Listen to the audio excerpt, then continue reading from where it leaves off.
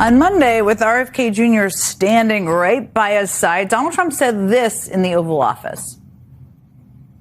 This is something very important for all of us, and it's a vaccine EO, effective immediately. My administration is recognizing gold standard childhood vaccine recommendations for only 11 core vaccinations against the most serious and dangerous diseases, along with the MMR, which hopefully will be split up. I've seen proof of it, where they have a vaccination that looks like the size of a bottle of soda poured into a little child's body. And bad things happen in too many cases, because this is an explosion. This is an epidemic. That everyone is the man who thinks he should be the one telling you what to do when it comes to vaccinating your kids.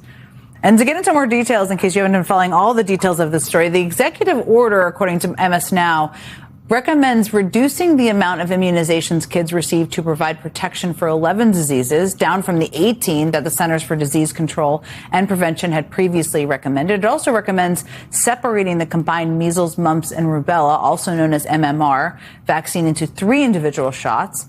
Responding to that, the American Academy of Pediatrics issued this press release saying, quote, as measles cases reach a 35-year high in the U.S. and with cold and flu season quickly approaching, Monday's executive order on vaccines is not only disheartening but dangerous.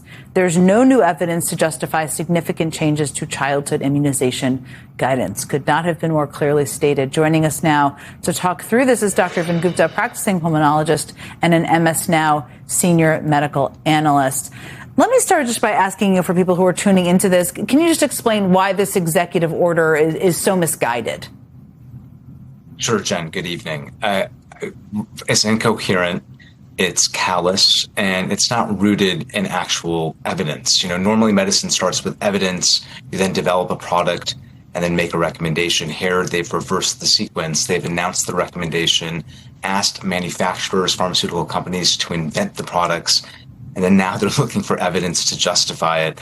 They completely reverted the sequence here, and it's completely unnecessary. Even pharmaceutical companies are coming out saying there's no reason to do this. And 2, pediatricians and AAP, other societies are saying, Jen, this is going to triple the number of shots for children for this critical set of pathogens we want to protect against. And we know that that's going to cause friction, and people are going to miss appointments. It's going to cause delayed vaccinations and create more susceptible communities. So that's why this is misguided. My children are 8 and 11, but it is something that freaks out, I think, a lot of parents when they see this and they hear this and they wonder what this will mean. I mean, to your point, a number of these individual vaccines aren't even available right now. So how much weight does this executive order actually even have in terms of the impact on people out there? Well, to your point, Jen, I think a lot of people are going to ask, and I've seen this directly, my wife's a pediatrician, we talk about this a lot, is even if nothing happens, I suspect nothing will actually happen. There's 2 years to this EO. There's no teeth to it. The FDA cannot, or the president cannot, force pharmaceutical companies to actually do this.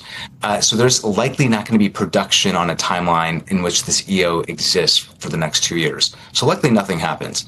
However, this is going to create confusion. I think a lot of families out there are saying, well, is there something wrong with a combined vaccine? Those questions have been asked now for the last 18 months. They will continue to get asked. And that, to me, is the rub here. We're creating friction. More vaccine appointments are suggesting, splitting things up, asking questions. They're introducing more friction into a system that already has a lot of friction.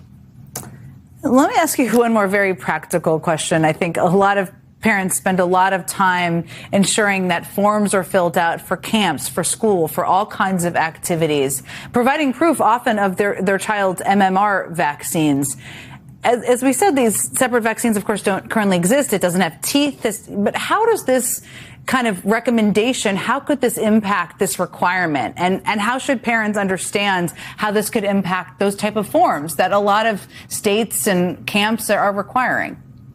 Yeah, Jeremy, I think this is exactly the question that's going to impact people at the state and local level, at the school district level. States make requirements when it comes to vaccines. especially when it comes to what might be required in a school setting, in a camp setting. And so can some states, those that perhaps are red states, say we're going to go towards what the federal government is saying and start to expect people to have individual proof of an MMR vaccine, so a measles, mumps, rubella separately, even though we don't have access to it, possibly. Or they could, make any number of exceptions here. And so that's where there's going to be confusion. What are red states specifically going to do at the local and state level, at the school district level, to introduce confusion? Dr. Vengupta, thank you for all of your public health information as always. I really appreciate you being with us.